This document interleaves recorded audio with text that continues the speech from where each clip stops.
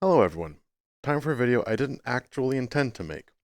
Because I've been exploring around a little bit with making stuff in Resonite, and I learned how to mimic the behaviors of a dictionary using slots. I don't even know what I'm talking about. So I don't feel qualified to make that video, and I'm not going to. All that there is to know is that in programming, a data type that I use and everyone uses all the time is a dictionary, and they don't really have that built in for Resonite directly. And just to confirm that once again, I went to the Protoflux searcher and I started looking in dictionary to see if it could find anything, and there was nothing close to dictionary. But then I thought, like, int, I'll try that out. And int, of course, tons of things because integer, and then int also is just a keyword, like int shows up all over the place. So I don't know what I was expecting. But certainly I did not find dictionary. Um, and I need dictionaries to try and achieve what I wanted to achieve, but I found a way to like handle slot so it can kind of look up things in key value relations. Like I can figure that out. So I was very pleased with that solution. But I was going through to make sure I'm kind of on the right path and I don't know what I'm talking about really. So I was just kind of like learning a little bit. And I'm so excited. Let me walk you through it.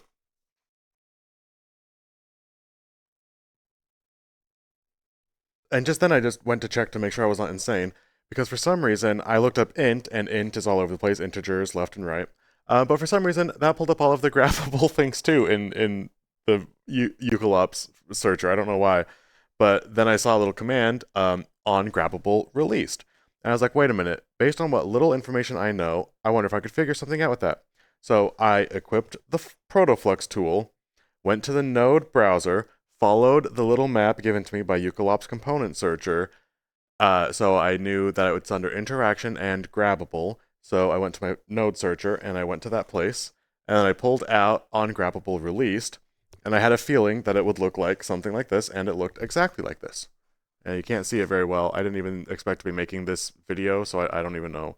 Like, if I make this a video, I will be astonished. Because I'm just like dipping around before I have to go to bed pretty soon, and I just thought I would dink around with Protoflux, and then all I love doing is making videos so much. So this is just what I decided to do. But this is what I thought I would see, and this is what I saw, and it has the reference to the grabbable thing. And I was like, okay, the dragon fruit. I can grab the dragon fruit because the dragon fruit has grabbable. So what do I do with this? How do I put the dragon fruit onto this thing? I don't know. But I knew I was like, wait, this one's grabbable, and then it even asks down here, grabbable. It's asking for a grabbable. So I opened up the dragon fruit on the inspector window, and I went to its root to find out that it has grabbable. So I took the grabbable of the dragon fruit and put that onto this grabbable released thingy, and it worked. It let me do that. And I was like, okay, well, it let me do that. Is that all that I need to do? What else am I? What else should I do with it? And I don't know enough about any of this to make it do something. I'm sure I could figure that out. But even just connecting it in the first place, this is baby's first, I made my first Flux thing. And the only first Flux thing I've ever done in my life, where is it? It's right here. Um, and if you don't know what that is, when you have your Flux thing equipped, and it can be hard to remember when you're super duper brand new, but, so I'm going to kill that. But right here, and we're going to actually bring this in closer.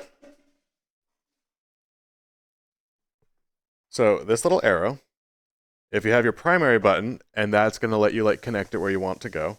And if you don't have anywhere that you want to connect it, if you go your secondary button, it makes kind of just like a little window on its own. And that's just going to tell you what kind of information it's going to receive or what it's going to be asking for, and it can find out more about what's going to happen, and it's where you're going to get calls from. So when you grab it, you can see on grabbable released, it made a little call like that. And that is baby's first thing I've ever done in Flux on my own. And I'm just super proud of it. Look at what I can do. Are you kidding me? I'm pulsing like a madman. And soon I will be able to start doing things when I release my dragon fruit. Oh, I ate my dragon fruit. That's okay. I think that's okay.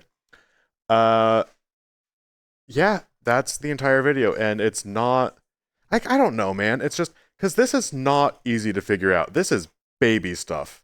And I feel super awesome, not just for figuring it out, but for just kind of casually like, wait a minute, grabbable. I've seen grabbable before. What should I do? And then kind of you know, getting to that point, and I've had some friends help me a lot to get to that point, but it feels really cool. And I think maybe that was an important moment to catalog. So the entire purpose of this video is just, it's really cool when you can make, you know, you can pulse when you grab on your dragon fruit. You can figure out how to do that sort of stuff. And I think that's going to be the end of my Protoflux career. I think that's all that I needed. I think we should let the developers know. Phineas got the dragon fruit grabbable pulse situation covered, so they can worry about the other stuff. I got this one, except for, except for, oops. Now I don't. So, okay. Anyway, thanks for watching my weird little video. Bye.